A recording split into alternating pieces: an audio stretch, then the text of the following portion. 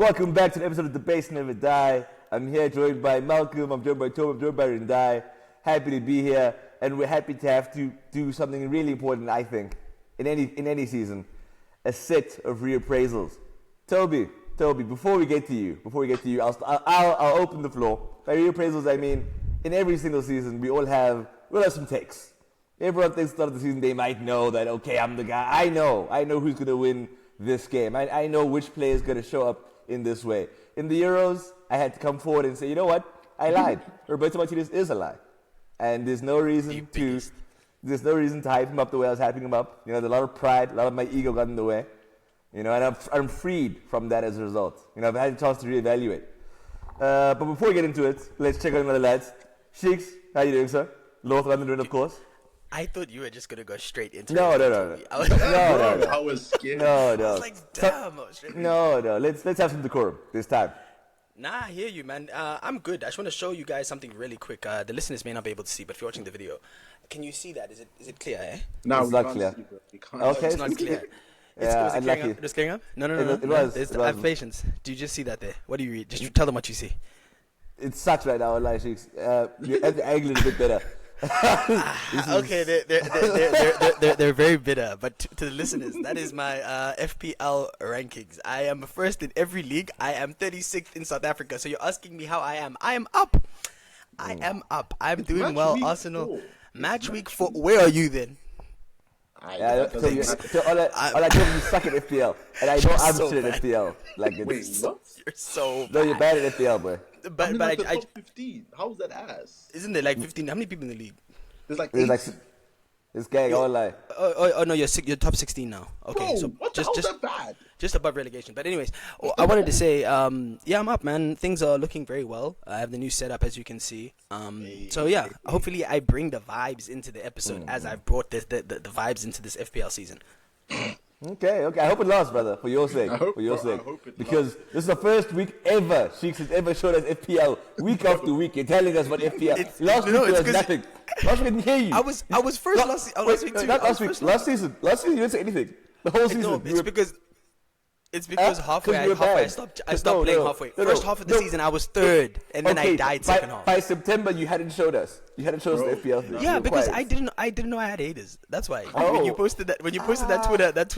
No. It's because it was funny. You came to us saying, "Yo, dog, look at my FPL." I was like, "Dog, speak too." Like I am carrying D&D on my back. I am literally Eden Hazard 18-19. Look, I think it helps that, you know, Liz joined D&D and then won as well. I'd prefer that you keep it like this. I want you to win. I don't want to give it to Tom and them ever again. I don't want to have to just send out coins. No. Keep it in house. I want you to win. This is better. Okay, so we got an FPL champion in Sheiks. Rindai, how you living, sir? No, I'm good. Can't complain. Nah, glad to hear it. It kills me how... Sorry, I need to call him out already. It kills me how reserved he is on this thing. But on the group chat, he's a monster. He seems like the most calm guy. No, Rindai said he used D&D like his LinkedIn. I like it. It's good. But lastly, we've got Tobi on the line. Tobi, you're speaking a lot of shit before Arsenal played Arsenal played Tottenham. And I'm glad for your sake that United did end up winning against Southampton. How are you feeling after having seen your new look team? My new look team. It's too early to say, but if the way that we played on the last half an hour on Saturday, then it's looking like a good season, man. Just based on those half an hour, it's looking like a very good season. Okay. No, look, I'm glad. So again, I asked you for one last time, Tobi. I want you to contextualize. What is a good season? He said at the beginning of the season, he said Europa League and top 4. Yeah, that's a good season for me. I'm not like. In the past, I would have said something a lot more extravagant, but now I'm very reserved in what I think can happen, bro. Like top 4. Top 4 being your reserve shot is amazing to me. How? Like that's legitimately incredible. You finished 8th. You guys could have gotten relegated last season. Malcom, see, worth the funny thing. Malcom said you really could have. Malcom said that I should expect a talent for the title. That's what he was trying to tell me. Not off of your ability, off of how much you spent year 3, and how much you've spent, Okay, yeah. Fair enough. You guys are very shit. Bro. No, and I'm here to tell you now, and something I want to do a reappraisal for.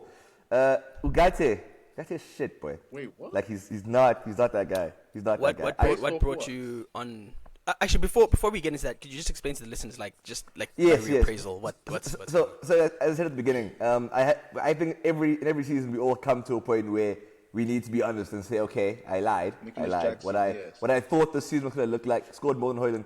Yeah, okay. What I thought the season was going to look like isn't how it's panning out. You know, I think it's important that as people, we're all accountable. We're all accountable. We should all come forward and say, okay, I lied to you guys. I thought this was going to happen. The first one I've already offered, I thought Hans Flick wasn't going to do well at Barca. How he started the season, I've already had to say, okay, I spoke some shit. Because the way he's come in, the way Barca have looked so far, they have looked like by far the best side in the Liga. And I've already had to come forward and say, okay, no, I've spoken some shit. And that's what I think that it's important I think it's important that we all do that. We all need to offer some of our reappraisals every now and then. You know, I think Tobi is the most guilty, but you know, I thought it'd be better that we do it as a team building exercise almost. You know, everyone offer theirs. So as we get into it, Rindai, let's hear yours, brother, because you've sinned. Let's start by league though. Let's start in the Prem before we touch everywhere else. Yeah. Okay. No, so a Premier League reappraisal. Rindai, let's hear where you at, brother. You're putting me on the spot, yeah. I mean, I'm usually accurate with my predictions. Trying to think of a reappraisal. I have them starred in our group chat if you need some inspiration. It's a bit hard. I said what I said about Saka in the last in-person episode. Khanya, I know you saw that because I saw your comment on YouTube about him being world class, and I don't think now is the time because I don't think that's fair because nothing's happened since he said so that's fair. Yeah. Actually, I think I know a reappraisal for this guy. He now supports Arsenal. That's a very big reappraisal. Don't get me You guys were coming for. I don't understand. You know how I feel about this guy as an Arsenal. No, because no, you don't. You don't. You're a Madrid fan. You're a Madrid fan. Don't do that. Yes, don't do that. Madrid fan. Man said, "Let's go." You're not both of those things, dog. Like, listen, let me tell you something. There's not a single Arsenal. I'm wearing a Madrid top right now. Where's your find an Arsenal top right now? Find one from before 2015. Show me. So come me, you have one. You have one. Let's give some context to the listeners. So basically, this Rindai guy, we all know he's a very, very big Madrid fan, right? So on the group, when it comes to Arsenal, this guy says, don't include me in Arsenal chats. We talk about trophies, talk about them being bad. He says, don't include me. Don't add me. But when they're doing well, he's saying, let's go, guys. Arsenal is the child he had when he first got wrecked, and now he's married with his wife, and it's like the illegitimate. He treats them like trash. Holy moly! But if you know what's funny, and I was thinking about this on the topic of reappraisals, I can actually let's stick to the Saka one. Rindai, do you not think that if I haven't asked you your opinion on Saliba now, but I remember when people were hyping up Saliba last season, you were like, people need to relax. You weren't saying he's not good, you were just saying people need to just calm down a bit. Do you not think if Saliba and Saka played for Madrid, you would be their biggest support? Like, try and imagine those guys in your team. And do you not think now that they would be the world-class players you're saying you're hesitant to call them? Bro, Saliba definitely would. He's the best in the world. He's the best centre back in the world, so obviously he's world-class. Saka, I'm not too sure. I think that was last season. Saliba was the best. Don't you think what's missing in this Real Madrid team right now is a Saka, like a playmaker winger, someone who's perfectly fair? Because that's what I'm thinking. True, bro, you know, Go on, Khanya. If Saka played for Madrid, you'd have called him world class 2 seasons ago. No, but my point is that if he was in this current Madrid squad, I don't know if it would be a guaranteed starter. Like, I can't say. Sorry. So I need to check something. I don't know if I'm wilding. I said it yesterday when I watched the game. I think Saka's better than Rodrigo, guys. I think he is too. No, I think he is. So what do we? He starts over Rodrigo though. I think what Rindai is saying is it's a thing of like there are games where Saka maybe not be up, like where he's not up to scratch. There are games where he has both games. Does he maintain his starting position at Madrid with a Rodrigo like hounding or just right behind him? Yes, I think Saka's quite comfortably better than Rodrigo. I do too, but I'm just trying to be fair. I watched him week to week. I'm more impressed by Saka than I am Rodrigo every single week. Yeah. Like Rodrigo's obviously very talented, but Saka does just do more every single week. Rodrigo has 2 Champions Leagues, bro. Oh. And he didn't. Fuck off, dude. He didn't do it by himself. He didn't No, do it but by he was- himself. no, No, he was a but big he part was of it. because of Yes, Khanya. but look, Khanya. as in he is very. Rodrigo is as fortunate to be at Madrid as someone like, and I'm sorry I had to do this to him, Don't say so bad. as Vasquez is. Nah, that's disrespectful. Bro. Yo, that's crazy. That's a bit hard. That's a bit heavy, bro. Bro, did Rodrigo not score those 2 goals against City? Yeah, I was No, gonna say I'm the not. big sa- game I'm not. player. I'm not saying. I'm not saying he's not. I'm not won saying he's that not game. talented. I'm saying, dog, other O's can do what he's doing. okay, the same wait. way another guy can do what Vasquez is Let me doing. tell you something, right? I don't Let's think say, Okay. let's say it was Madrid versus Let Bayern. Tobi, yeah. Let's say it was Madrid versus Bayern Munich in a final. I'd rather have Rodrigo on that pitch than Saka. Yeah. That's me personally. But because I know but okay. that he will turn. Okay, up.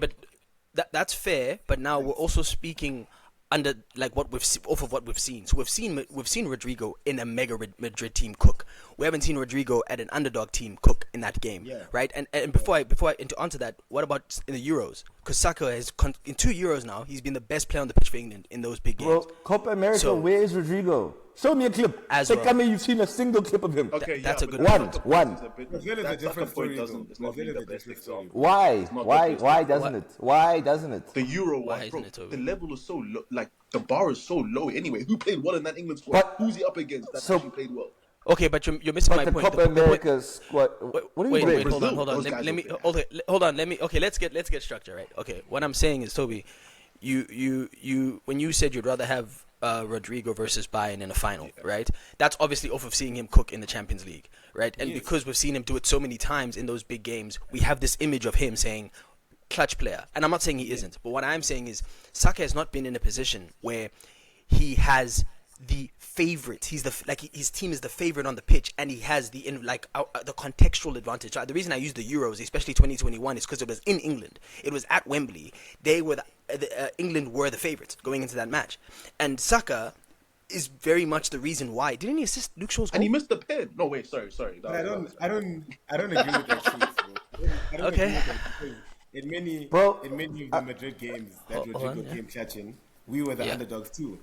Against City, we were When underdogs. that's the only time wait, I'm gonna shout. wait, Must I wait, put the wait. echo on? I'll put So you are lying. wait. So suddenly, Real Madrid, the team that lost twice all of last season, were underdogs. That's they what been they I'm need not to speaking do. about last season. I'm speaking about his first Champions League, Rodrigo's first Champions League. Remember When you that had Benzema. run when you- Benzema remember Ballon d'Or, that yeah. run when- Benzema Ballon d'Or, yeah. When Vinny is suddenly up there as one of the guys that same season. Nah, You guys were the, come on, you're gonna say Madrid were the underdogs throughout. We were Madrid were- underdogs against City, 100%. We were. But Rindai, that's one game. Remember, your comebacks were also against Chelsea. No, but Chicks, this is my point, right? Arsenal were in the Champions League last year against Bayern Munich. We got knocked out. Yes. Yes, and Saka scored. Yeah. Yeah, the one time he played them, he scored. Why didn't he do the same in the second league? 'Cause he plays for a worse team. What are we talking about? What are we talking? He is an Englishman from the Arsenal Academy. No, wait, stop, bro, wait. Bro. We're talking about a play. Wait, nah, Rindai. Okay, let me adjudicate. You're legitimately pissing me off. Okay, let's come. Dog, we're talking about an English-born Nigerian man in the Arsenal Academy from the age of 8 years old who has made a way to play for Arsenal, right? And get up. Wait, shut the fuck up, bro. Wait. Okay, Khanya, relax. Let me adjudicate. He's lying. This is Khanya, you go first. Khanya, you go first. Yeah, I don't know why you telling Saka's Dog. story. The backstory, I don't know why he told us. bro.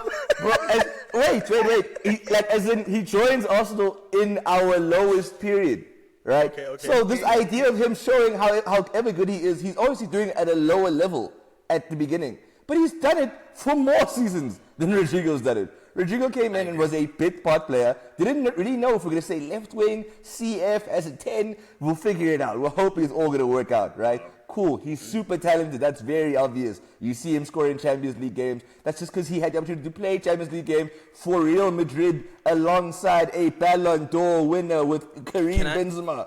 Arsenal's best player was who when he joined? Oba. Oshua in Saudi. Bro, he's fighting ghosts. He's the guy. Yeah. And he was a left back first. And he was... Dog. Okay, wait, hold up. So to add to Relax, Kanya's, your I think blood pressure. yeah, he's going in. But I think to Kanya's point, Rindai, piggybacking off of that, if Rodrigo broke into the Madrid team maybe 6 years before he did, he would be Mariano. No. He would not. He would not. They would have sold him. They He would would not have have had sold him. the reason. Rodrigo grew into how good he is. Right? There was no because Vinny was always the star boy. We agree, ne? Vinny was always the guy who they said was Not going always, to be the next not guy. Always, not always. No. Not collectively, but I mean within Real Madrid, like Perez and his guys. They saw Vinny as like a viable candidate to take over for the next gen. Rodrigo was never that guy. I think the reason why, as I'm hearing Khanya speak, I think the reason why he's likening him to Vasquez is because he fought. He found his way to becoming a starter and a key player in the Bro, team. he was behind Asensio. But, Yeah. but Vinny Like, fought too. legitimately. That's my point. Vinny fought He too. did. No, he did. Wait, but what I'm why saying are we is, talking about You need to understand, we bought Rodrigo for like 50 million. Yeah. Bro. I think we bought Rodrigo for like 50, 60 million. We weren't so buying hold on. him. Sorry. To the listeners, we're adding a new segment called Fact Check. So please keep going as you speak. Okay, you check how much you bought. No, continue. You were chopping. You had to check. Go. Yeah, but my point is that It was a lot, though. It was a lot. Let me yeah, check. it was a lot. And my point is Okay. that we didn't. How much was it? It's still popping up. Okay. But my point is that we bought him and Vinny, and we're like, okay, we'll see who develops to be the better player. But both of them had to fight for their spot. You're making playing for Madrid sound too easy. Yeah, for and my just liking. to add on to Rendai's 40 million pounds. That's crazy. Just to add on to Rendai's point, I think that's one thing Okay. about Madrid's He's right. recruitment that I actually bad. respect is that a lot of their players have to fight for positions, bro. Like for example, now Indra coming in, he can't just walk into that team. He's gonna have to fight, bro. So these players No, are gonna you- get a lot better. That's true. I don't think Saka has that mentality, that grit in him to do the same thing. I don't think so, personally, bro. Because we saw how he cried listen, when they wanted to play him left back for England. We saw he didn't want to play there. But where did he cry? bro, online he said no. He's trying towards. What did he say? What did he say, or what did No, other but people say? Malcolm. Wait, Malcom. Yeah. But he's lying. He's just lying. He's like, you see, fact check right there. how? Okay. Community notes. Dog, First victim. they asked him what position he wants to play. He says, I am a right wing. Wherever the team needs me, I'm going to play there. And then he played there and he was man of the match and then he scored the equalizer. They moved him back to right wing. But you're going to say he was unhappy and he sulked. And you're going Dude, to say there wasn't. that's your but he showed. countryman, eh? Bro, you came and lied. No. Bro, you lied, Toby. You came and you lied immediately. I'm so hacked. Okay, to read. My Oh, yeah, general Toby. point Yeah. is that Rodrigo, the whole Madrid system is set up for Oaks to struggle. They have to struggle to get time to play and to become amazing players. We saw with Vinny, we saw with Rodrigo, and we'll probably see the same thing with Endrick. Okay. They have Can I respond to that? Can I respond to have that? to Because struggle. I'm an accountable guy, so I concede Rindai, you were right. Clearly, Rodrigo did have a tag associated with him if they're buying him for 40M, right? So I was wrong to make him seem like he was some vulture that just fought. Okay, cool. My new point though is this: Real Madrid were in a transitionary period. When you say he had to fight for his position, who were the wingers? Bale and Asensio. Like who in Bale's then spread at Tottenham? Like who were the guys that made him fight? The reason why he had to fight was to say, don't sign any other player that blows up. I am the guy, right? And I agree, he had to fight. He had to fight to prove I can actually be a Galactico. But he didn't have to fight to break into the 11. Tell me, Wasn't Brahim who Diaz, were the they wingers? was he on loan at the time? Where was he? I think he was at Yes, AC Brahim Milan, right? Diaz was at AC Milan. Okay. So like that's what I'm saying. Like I think it's a bit reductive to use that argument of like, because Saka obviously he's had to fight in a different way. As Khanya said, who did we have? Past the ATM Starboy signing. In No, the, bro, but Wait, who's the ATM? Pepe. Oh, He was. Wait. Khanya, you're on that one alone. I won't lie. Wait. I'm not saying that Pepe was harder competition than what Rodrigo fought through. Although one of those players that Rodrigo's fighting past was Bale with no legs, but it's fine. Oh my goodness. My issue here is that you're acting like we haven't seen Saka matter-of-factly perform for longer and more No, we have.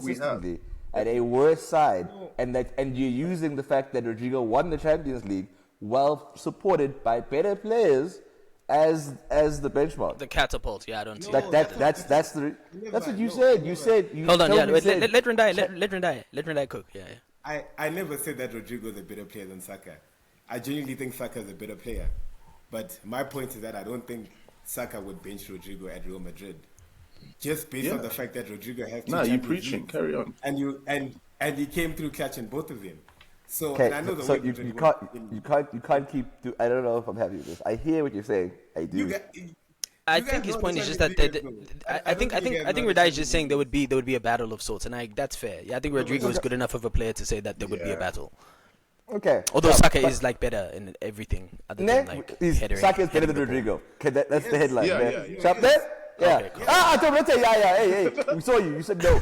Hey, thank you, Rindai. We're calm. We're calm. Okay. My head's hot. Sheiks, you have kind of mentioned appraisal. Give me a few to just.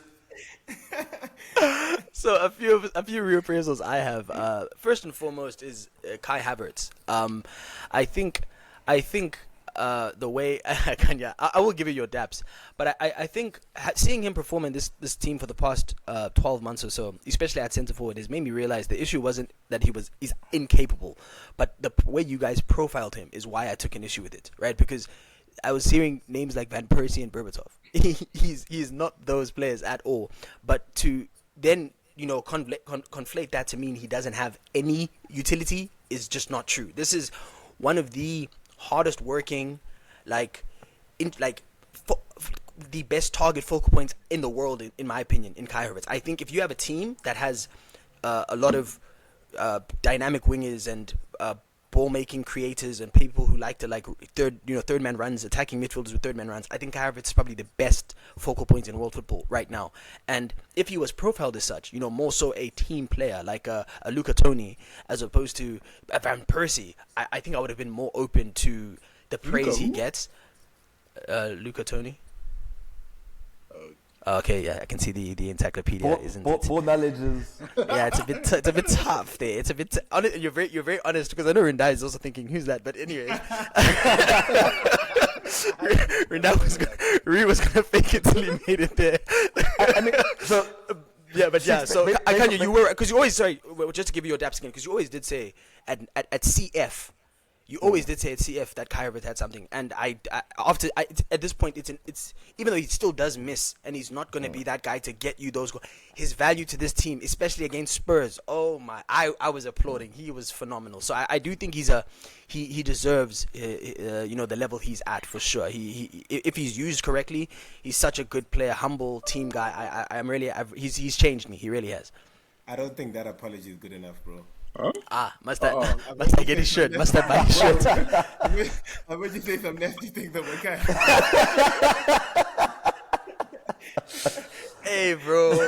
I would like, dude. But okay, Khanya, carry on. Yeah, you're gonna respond to what I said. Yes. I was gonna say just about the player comparison thing. The thing I saw most frequently was likening Havertz to Muller, in terms of him linking, linking the team more than being the outright goal scorer or the goal threat rather. Yep.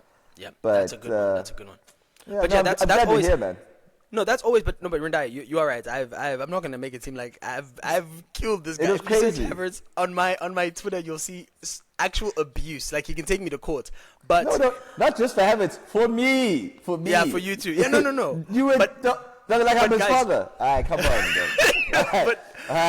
But you guys know that about me. Like, the semantics matter. Like, semantic man. Like, for example, Tobi with Martial. Right, Tobi used to always sing Martial's praises. I can get the tweets. I can also get the tweets now. When you said he's right. You always sing Martial's praises, and I always thought Martial was a good player. I just didn't like that Henry was the benchmark.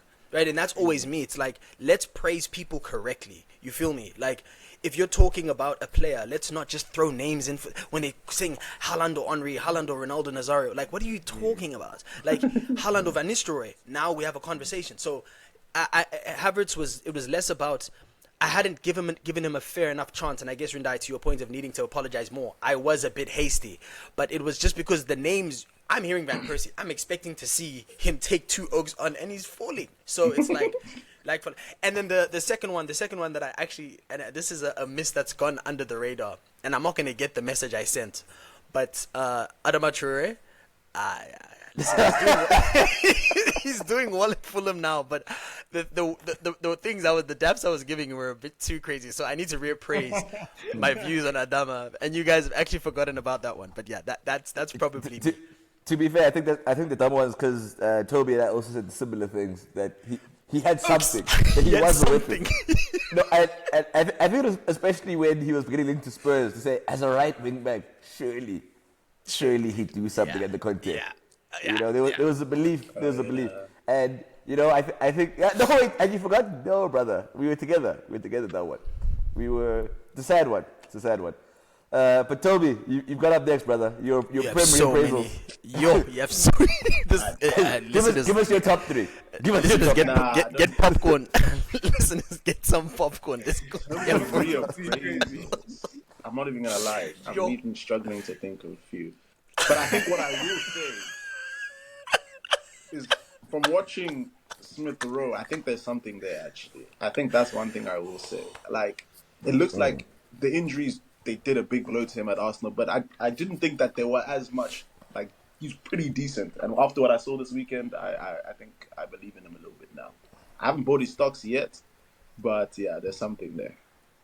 So I'll hold that L. I'll hold that L. Anthony? Bro, come on. I'm just going to say the names one by one. Okay, for those that are listening, basically, I was under the impression that Anthony would be one of the best Premier League wingers when he came, right? It's because of what he did at Ajax. Then, obviously, the whole issue with him at jail, with that whole thing, affected the way he played. Stuff like that. Like, obviously, that was a miss, but I'm not going to say it was a miss because I misprofiled him or I misjudged his ability. It is because of off-the-field matters. So what can I do, guys? What can I do? Wow. So, Sheiks, I'll go first. I'll tag you in. So, just so we're clear, you don't think Anthony is like so bad at football that you were just wrong about his ability level. You think it's just because he had legal issues.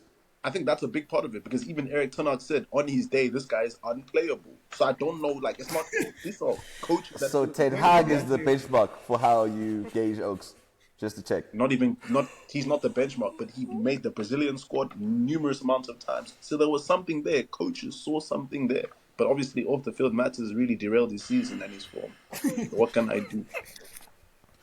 Okay. Okay, Mason Mount. Mason, bro, what do you wait? Wait. Mason Mount. I've never been on that guy's side. On May 31st, 2023, you quoted the tweet saying Mount is joining United. You said, ellipsis Mason Mount Hive, where are we at? He's going to cook.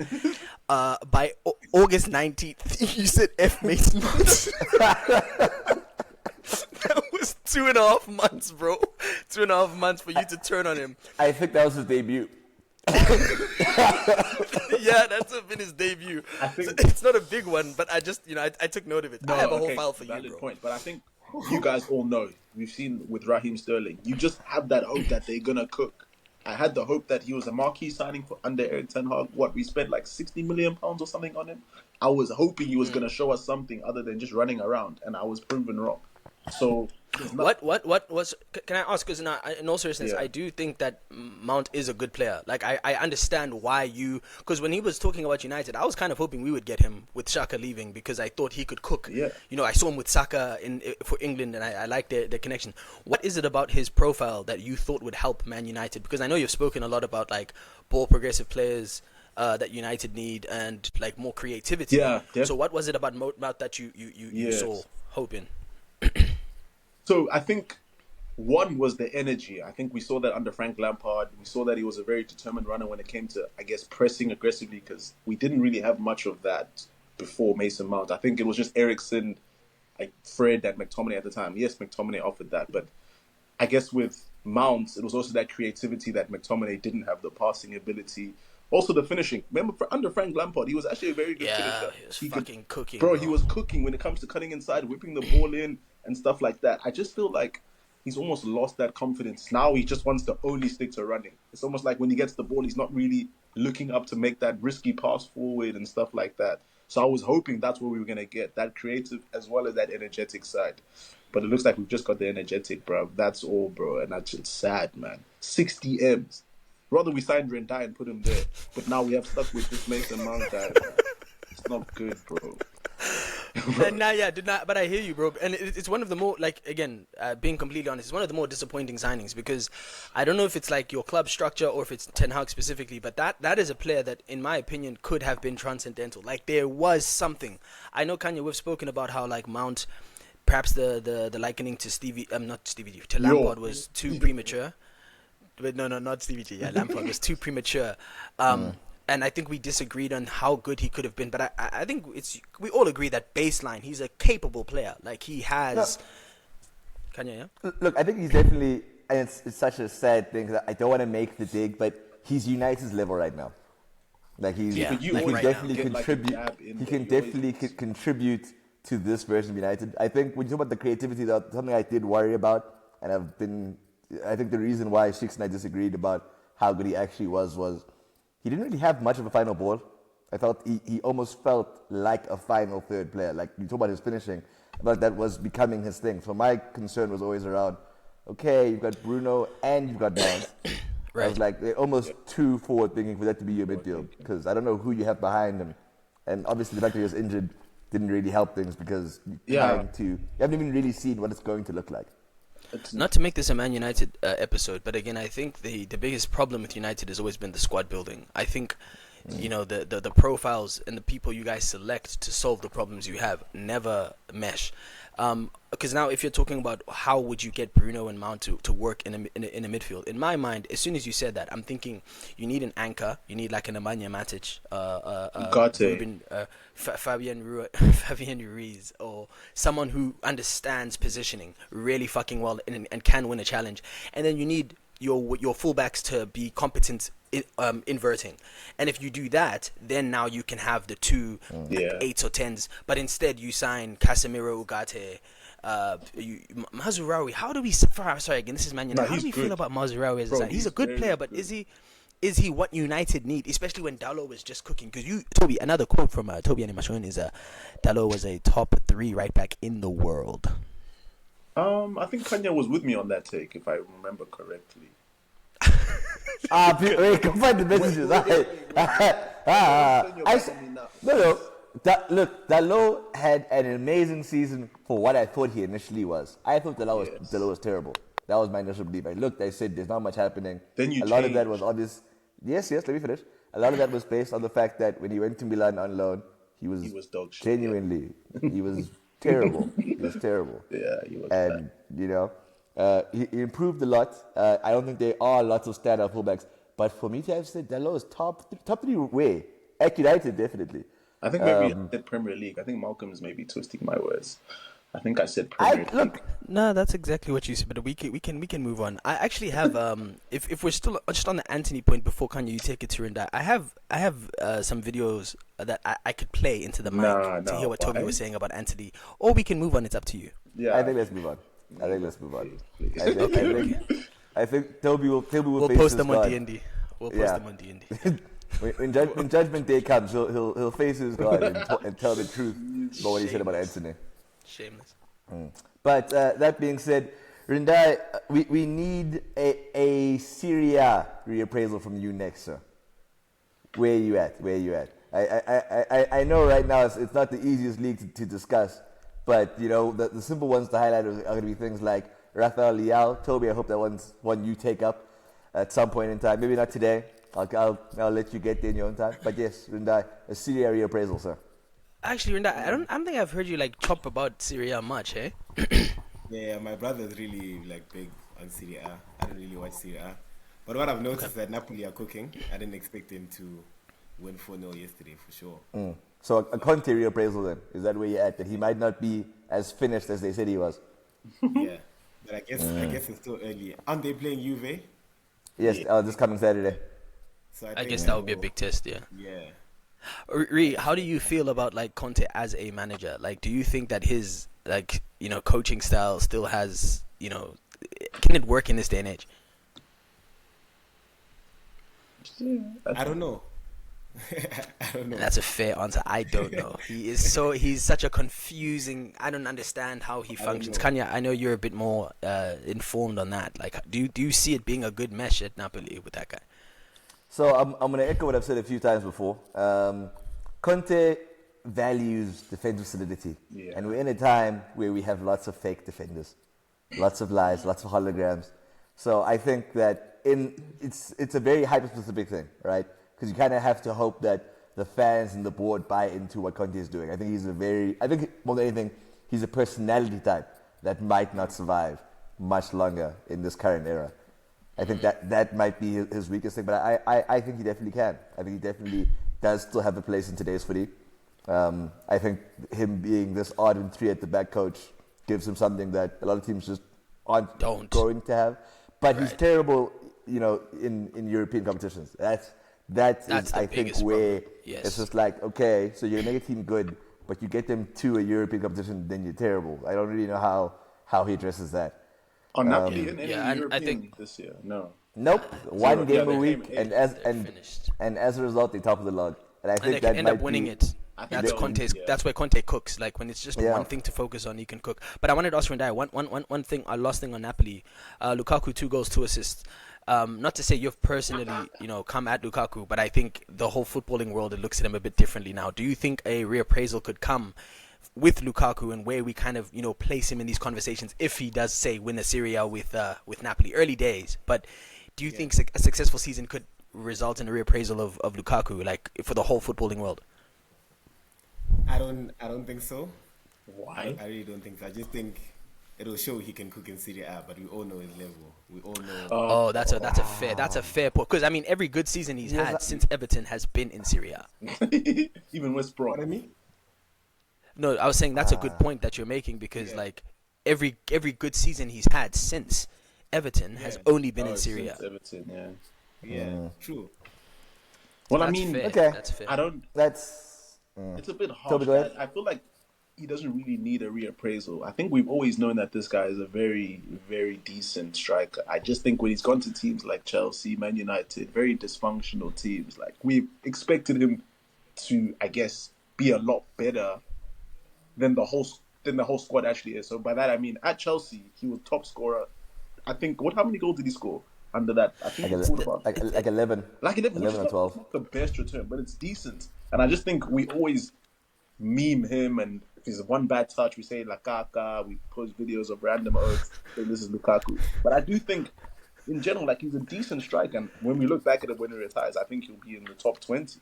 But Oaks will be like, but you see this. Not top Okay, 20. okay. Okay, not top 20. And he's right. No, but he's right. But Rindai, he's right. That's what I was about to say. Because no, Toby. Wait, hold on. Top 20 like all time or this like era? Era, bro.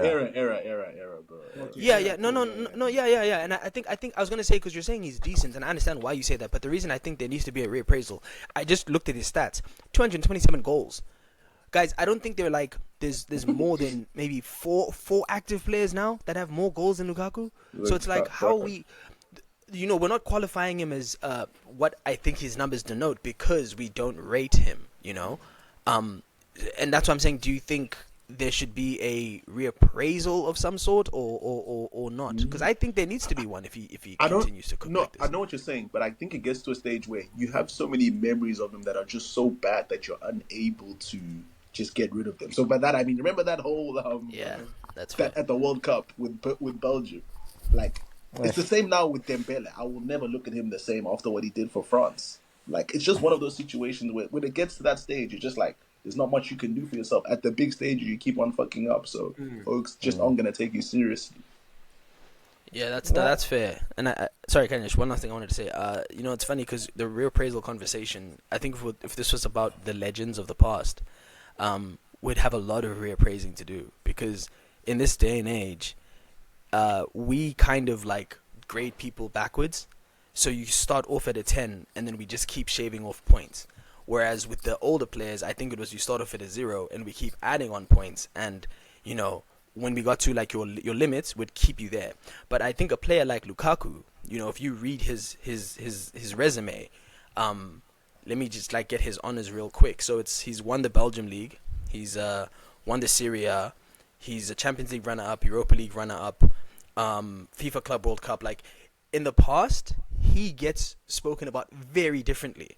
Because, it took me, in all honesty, it took me like FIFA 18 or FIFA 19 to realize Filippo Inzaghi had no touch. Like none. Like when I packed him as an icon and I had to use him and I said, nah. What the hell is this? It took FIFA for me to realize. And then I went and watched these games and it was legitimately just one touch finishes. And we forget those things because we didn't grade backwards back then. Whereas now, I get everything you guys are saying, but it's just like, I think he's hard done by. A guy with these numbers. Hard done by. Like, damn. But he also does it to bro, Nah, see, Toby, that's why I disagree with you. I don't think. I think what Cheeksy said is perfect. Honestly, it encapsulates the entire thing.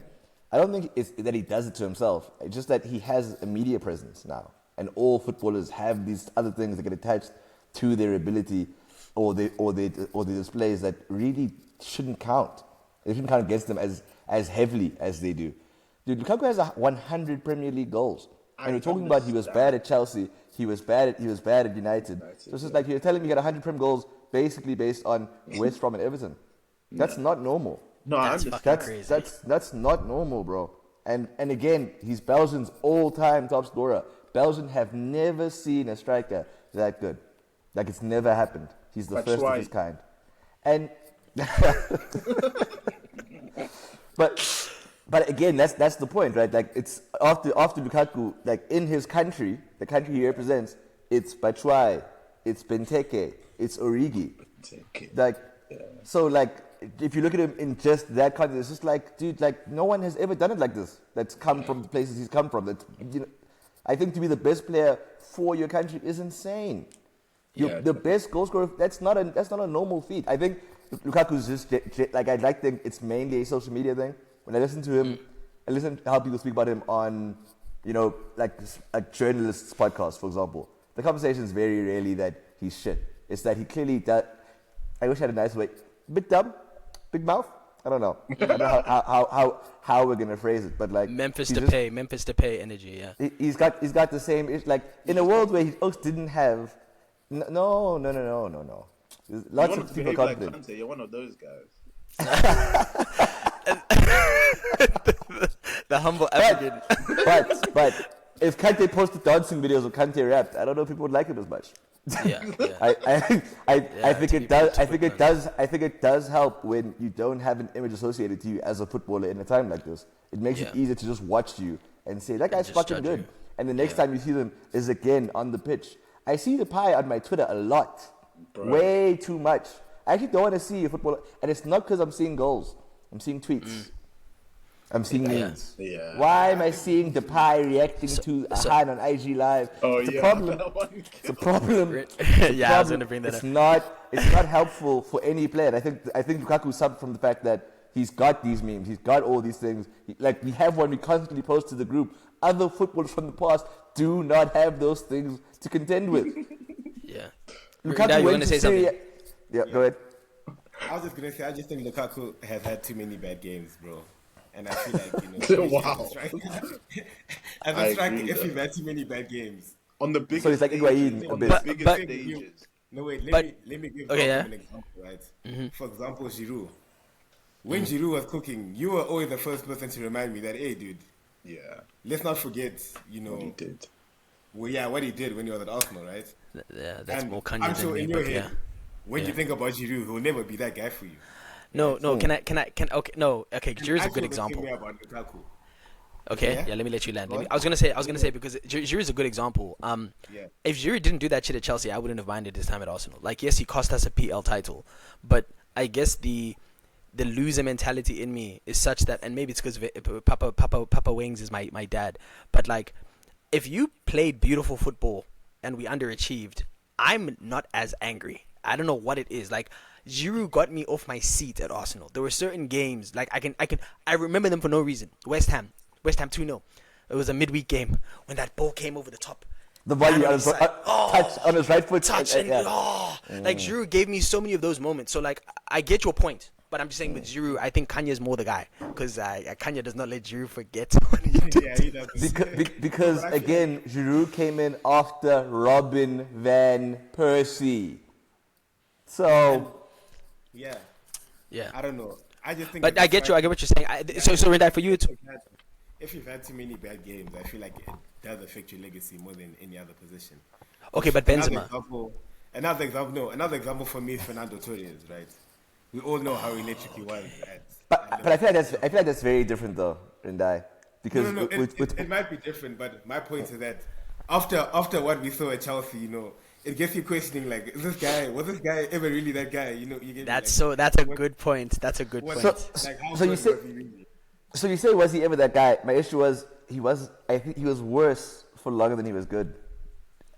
No, he wasn't. let me qualify it. Obviously, from Atletico to Liverpool, you know, he's on the rise. He is literally El Nino. We have, you know, world at his feet, top 3 Ballon d'Or. Awesome. After that, he does physically regress because of injuries. And what year Torres retired in? 2019. That's a lot of time considering he moved to Chelsea in 2011. And from then, you're watching 9 years of him continuously declining. Yeah. Except for that one season at Atletico that he cooked. There was that one season. No, but even then he's doing it as like a pit part play. It's not the same thing as you know when he was a top 3 Ballon d'Or contender. I think what Rindai said is valid, right? In terms of valid. Like I agree. like generally in terms of like how bad games impact you. I think it's unfair on Lukaku specifically because right now today Lukaku's replaced Osimhen, and I legitimately think, and this is my reappraisal, Napoli are going to be in a title race. Whether they end up ultimately winning, it's a different conversation. But I didn't think that at the start of the season. And a large part of that is because they are going to have Romelu Lukaku at his best under Conte again. And I don't think it's a league thing. I do think it's working well with a specific coach. With a person. And of course there was no, let's not do it. There was this thing where Tuchel made the joke to Lukaku saying, you know, there's your daddy when Chelsea played Tottenham, right? I think getting to a club and immediately beefing with the coach who didn't really want to sign you specifically hurt him a lot more than anything else. I really don't think. I think Lukaku has just been extraordinarily unlucky, and again, the presence of social media is the ultimate killer for where he was. But I will say though, in terms of how a big game lack of performance will impact you, his Champions League final is. I will never forgive him. The ultimate killer when it comes to him. That was that one. Sorry, and the Belgium. Who is it? World Cup game. That was worse for me. I wouldn't lie. The Belgium one was bad. That was the worst, man. And he ended up. No, but can I tell you? I think objectively you're right, Tobi and Rindai. Objectively it was worse, but because the UCL resulted in Man City doing what they did. Like they actually, like, in all honesty, they shouldn't have won that game. Like Man City were actually second best. Yeah, they were actually second best. But then Lukaku, it's just the face. And I've told you this before. Like this. The issue is, yes, with Lukaku, it's the look. I'm telling you, Oaks, there's a way to fuck up in this life, and that's something I've learned. Like there is a way you can you can mess up, and I'll be toxic. I learned it with Hans. When I used to, there was a Han I dated. When I used to fuck up at the beginning, I'd always be apologetic and super like, oh no, I'm sorry, and she would just bag on. She would absolutely decimate me. Then I clocked, if I'm apologetic but I'm solutions oriented, so I'm like, oh yeah, I'm sorry that this happened, but now you've kind of reallocated the frustration. Whereas so with Lukaku, you ran back to the center circle, just yes, head down, straight to the center circle. You go collect. I'm telling you, Oaks, look at, even with Rashford now, same thing. Like Rashford he's been memed for apologizing. Like, what do you mean? They say get the notes app open. You know what? That's crazy. Because you know Lukaku, he has this one, and then he has the one where he puts his hands out like. Oh. He's got too many, bro. So ultimately, we're saying body language. Body language is the killer for these odds. Yeah. Body language, and I think Khanya, you made a great point about like social media and like how that plays a part, because like you're saying, footballers have to worry about brand image now. Lukaku wants to come across as smart and like the Kobe Mamba mentality. He wants to come across that way, and I think I like his mentality. And I think in doing that, you put a target on your back. Because if you're embracing this Mamba mentality shit, look at Jason Tatum. We are trolling him. You'd think this guy lost in the first round, bro. Like, he's an NBA champion, but he's still spoken about like a scrub. They're benching him at the Olympics. And it's because if you embody that thing, that whole, like, I'm bigger than the sport, I'm bigger than life, right? And you show an ounce of humanity when you play, you're toast. You're absolutely toast. But do you not think that I'm that's telling you. more about society today than the actual player, bro? Okay, this is debates never die. This is No, not, but that's a good question. That's a good question. No, that is no. Yeah. Niggas are haters. No, Tobi, spot on. I was joking. Like, no, in all seriousness, like people are waiting for you to flop. Yeah, that's what they're waiting for. Yeah, it's the truth. Yeah. Fairs, man. So all that being said, where do you put in Lukaku? Sorry, Sorry. Before we get to Xerxes, so where do you put Lukaku? Is he with Higuain and them? Where is he? Yeah. Yes. I'm not That's telling fair. my he's- kids about Lukaku. Sorry, But you're not is that- telling. Wait, pause. You guys hear Rindai? Please, Rindai, say it again. I said I'm not telling my kids about Lukaku, bro. I'm telling them about Higuain, though. but not Lukaku, nah. No, you wouldn't Yo, want to show we your, are. You wouldn't want to show your kids Okay, clips. Don't show them clips of Lukaku. Just say, yeah, this guy was a good striker, man. I'm not even speaking about him, bro. We are, and this is an anti-black Okay, podcast. You okay. cannot So convince me. let's rate these three. Let's rate these three: Aubameyang, Higuain, and Lukaku. Higuain, That's Lukaku, tough. Aubameyang, easy. What? Nah, I'm saying Aubameyang, Higuain, Oh? Lukaku. Damn. Yeah. Wait, I need to just see what trophies. Well, okay. Oban, Higuain. I might have to And put then Higuain Lukaku. first, but Lukaku lost, though. Oh no, yeah, no. Aubameyang won a. I mean, he won a Bundesliga. Oh no, he Bundesliga, didn't. yeah. He, No, he didn't. No, there's no But he league was titles, top but scorer, no? There's no, not. he didn't. He won the FA Cup there. Oh, but he won La Pokal. Liga. And he came to the awards in jeans and stuff. Wait, how did he win La Liga? How did he win La Liga? That La Liga's fake. Whoa. What year? He won 22, 23 at Barca, Barca. no? Yeah, he won it. Yeah. How many games did he play? Isn't that the season he went crazy and he was scoring a lot? He Nah, got sold at the start of that season. He played one. Yeah. He got sold to Chelsea the season they won. Okay, yeah. Then to answer your question, it's Higuain, Aubameyang, and Lukaku. The only reason I have Aubameyang above Lukaku is because when Aubameyang was Aubameyang, it was indisputable that he was Aubameyang. Like no one questioned whether or not that was a gunman.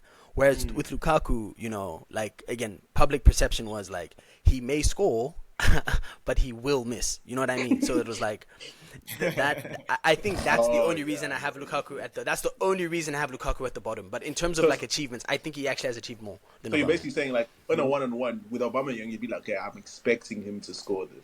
But Lukaku, you'd be Yes. like, I'm much shocked if he misses. Did you see that video of the Spurs fan that turned around when the corner was being taken for Arsenal when Gabriel because he scored? knew. Oh, yeah, I think I saw that. Yeah, 'Cause he I knew. think if Lukaku is my striker and he's 1-on-1 and he picks it up from the halfway line, I'm turning around.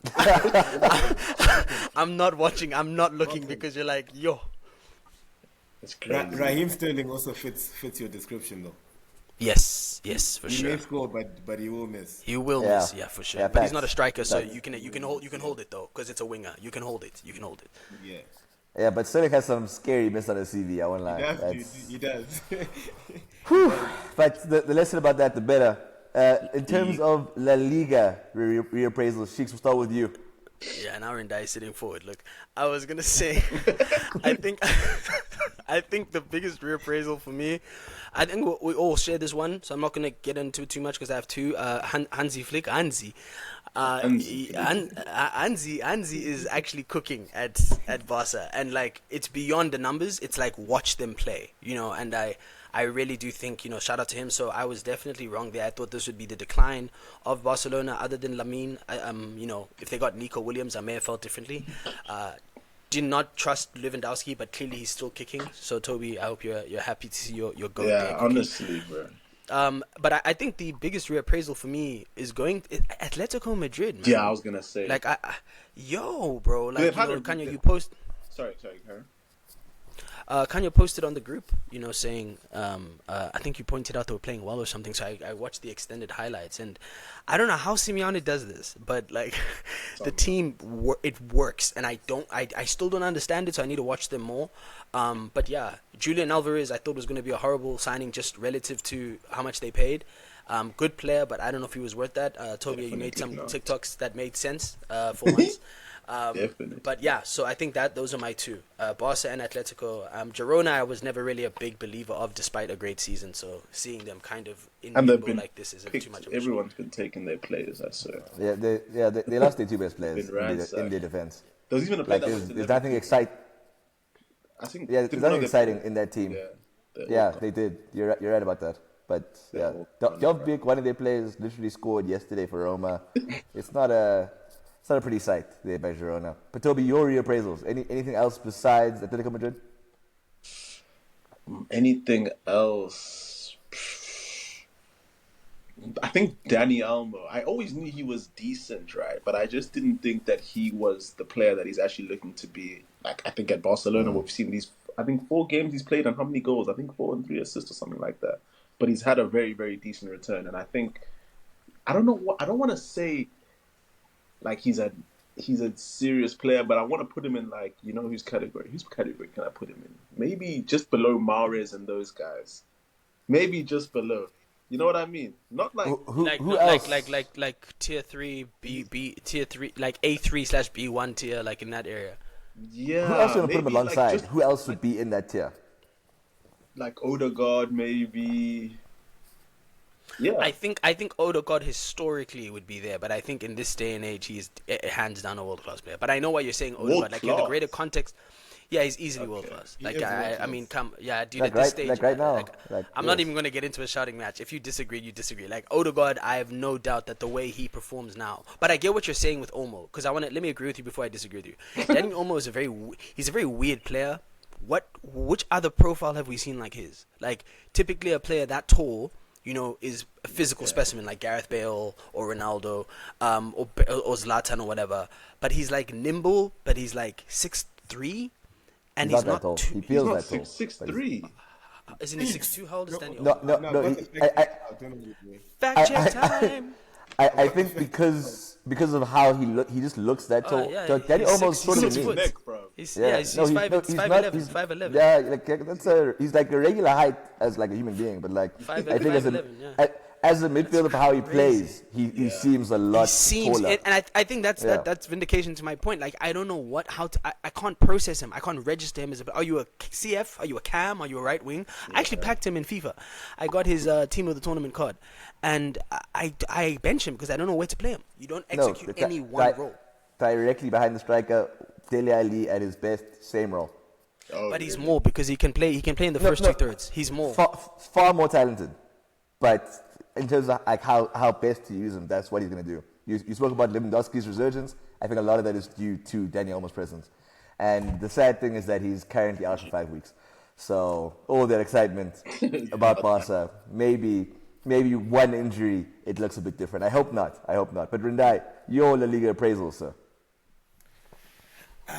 I've got a lot to say about Vinny and Mbappe. I'm not liking what I'm seeing. I won't like. Haram. I'm getting a bit worried, and I think I'm really missing Jude Bellingham because I think if he was fit and healthy and in our squad right now, it looks a bit different. But seeing Vinny and Mbappe play together made me realize how similar they are. Like they're basically the same type of player, and that's why it's tough.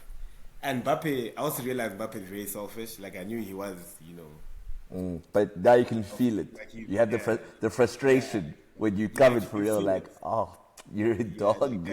You're a beast. But Rindai, can I ask you a question quickly, right? So even before you guys purchased Mbappe, etc., you guys didn't really play very attractive football anyway. You didn't really look like you guys always had a plan, right? So did you expect that all to change as soon as you signed him or what?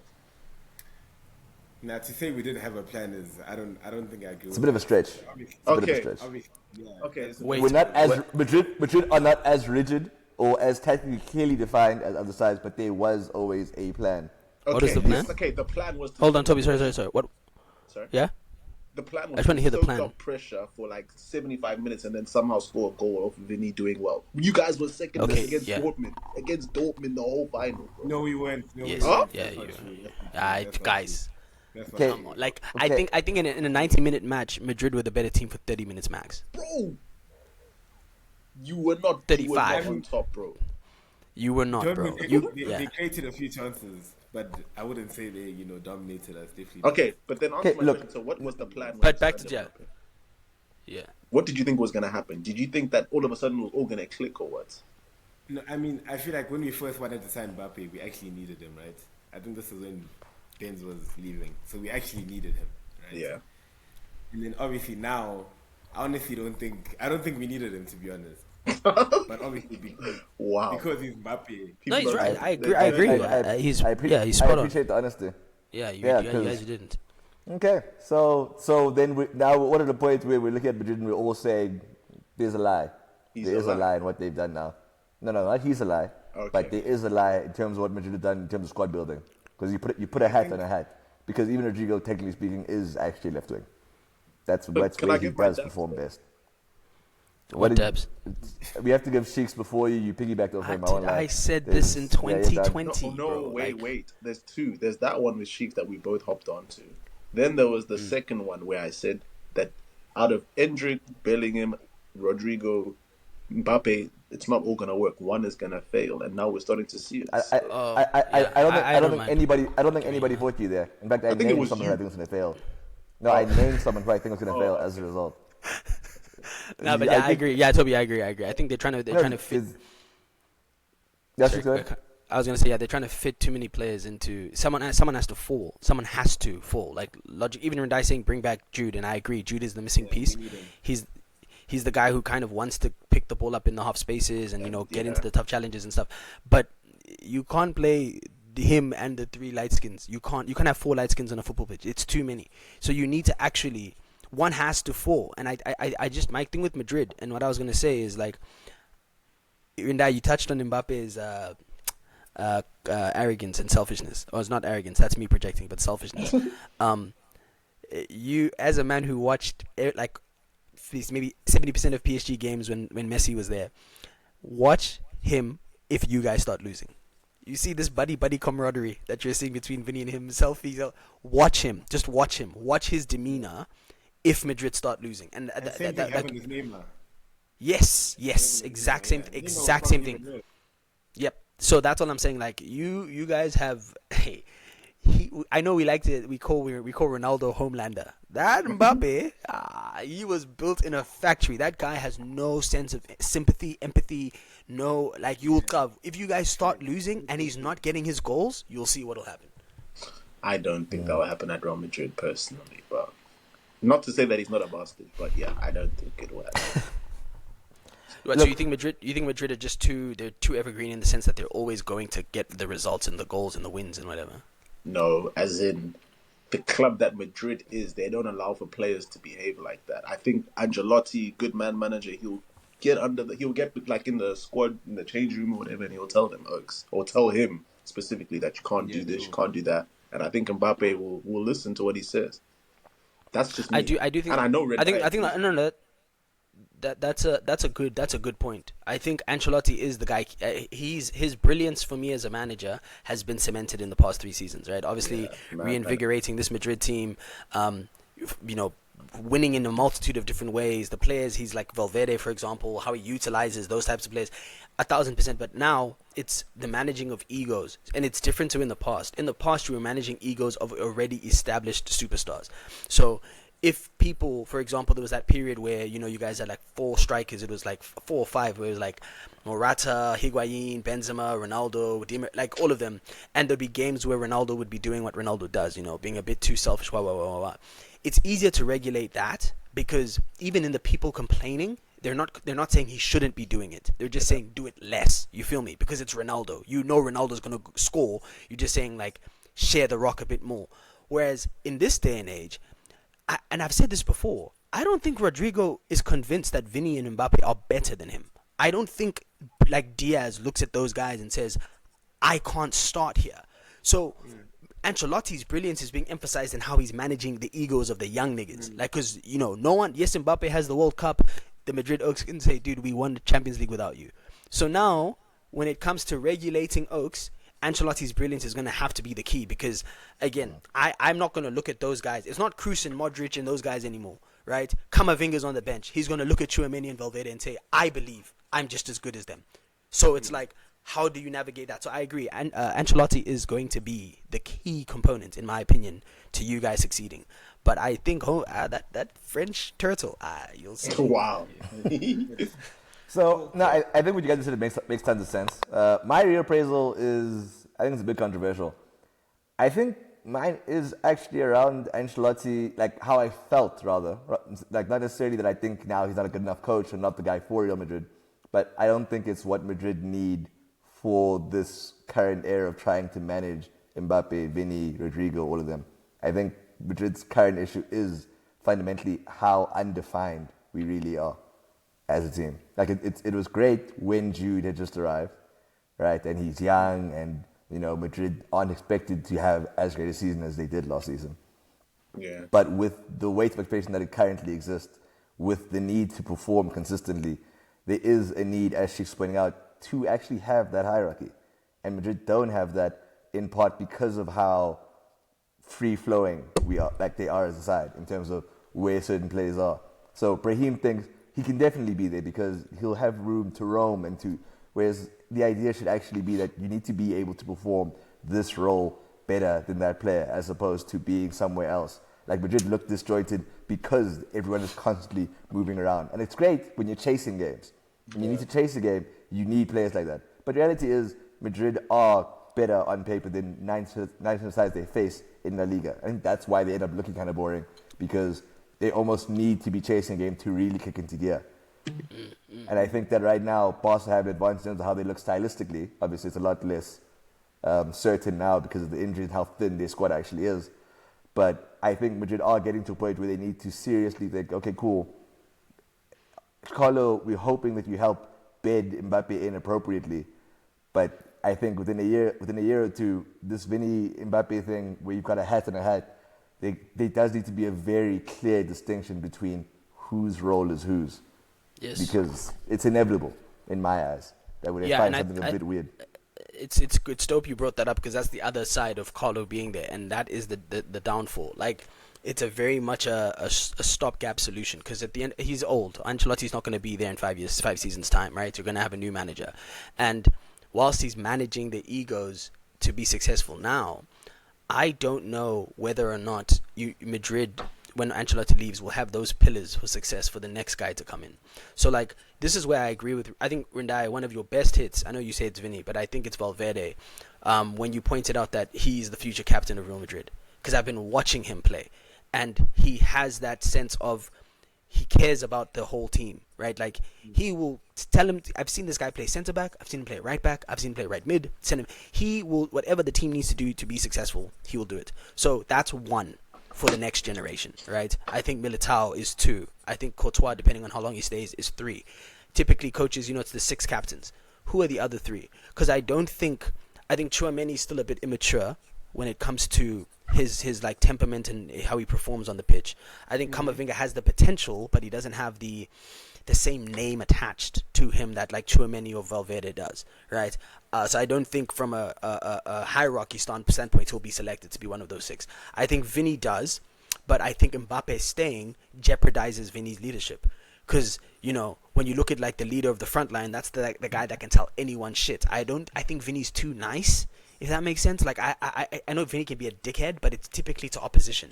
He's a very good teammate, right? And I think Rodrigo isn't big enough. I think Brahim Diaz, as Khanya pointed out, is still trying to figure out where do I fit in all of this. I think Arda Güler is going to, suffer because of how many class players there are. So now I'm looking at this new era and I'm saying, in the past, cool.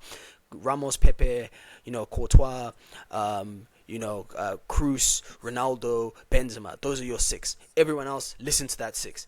Who are the 6 going to be going forward? So, Khanya, to your point, I think in a weird way, even if Madrid are successful now, Ancelotti is kind of destabilizing them going forward.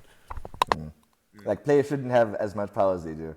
There does come a point where you need your coach to be, like, his presence to be felt in 18. Ancelotti's presence right now is especially kind of Gen Z. Yeah. Especially like with the Gen Z, yeah. Yeah, in this time where, like, you've got people like Ronaldo, obviously, one of the best of all time, but players who can go out and give these interviews. Lukaku giving those interviews. Like, players thinking that they have the right or the license to do that as, like, a regular thing. I think you do kind of need your manager's authority to be felt on the pitch as well as off of it. Like, can't just be picked aside. Yeah. But we'll see. We'll see, man. We'll see. Those are my reappraisals. I'm nervous. I was a Madrid fan about La Liga. And I hate that I'm saying that after we've just signed Mbappe. Because what the fuck are we talking about? What's the point? What the fuck is the point? That FIFA in the season, signing, bro. You sign like a 100M midfielder. That's the season we had one of our best years ever. But you then go sign Mbappe and we're worse. What are we talking about? Yeah. Oh, that's your guys' problem. Fuck Madrid, yo. That being said, that has been reappraisals. Things I'm standing on. Arsenal winning the league. We beat Tottenham. Happy. Yes, sir. Lovely stuff. No stresses there. United are not finishing top 4. Yes, And sir. on that shit, Chelsea, Jadon Sancho, I might have a reappraisal for you, brother. Is going you might to have moved cook. me. Oh, you might I have, can't you wait. might I have can't moved me. wait. I'm Yeah. not gonna pretend. can't wait. I stood up for the first time on English soil. Jadon Sancho made me stand up and look. So, hey man, United rooting players. That's something we gotta look towards. You guys get We will be excited there. over one game. But anyways, you guys make me sick. He didn't have one game like that at United. Not one. Yeah, that's his best performance on English soil. And guys English, like- yeah. Okay, calm.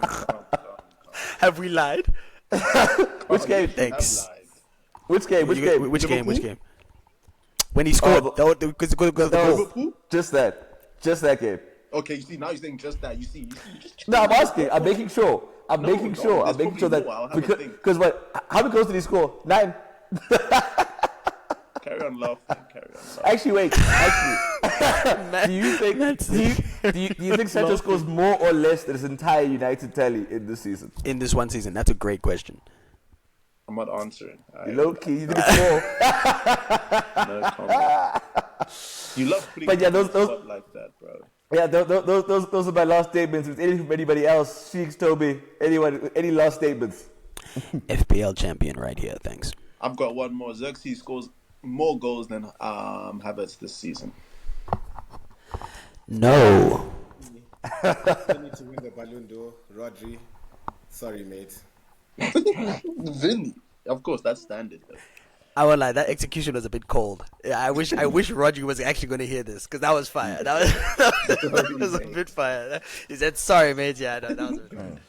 But lads, it's been a great episode of The Base Never Die. To our listeners, I'm sorry I lost my head earlier. I've realized recently Bukayo Saka has a very special place in my heart. It's the first time I've had to really pin my hopes on one player in that way. So, honestly, I'm annoyed I've had to defend him like this. But thank you for listening. Thanks for tuning in. It's been a great episode. It's been great to have you guys here. Yes. Easy. Adios.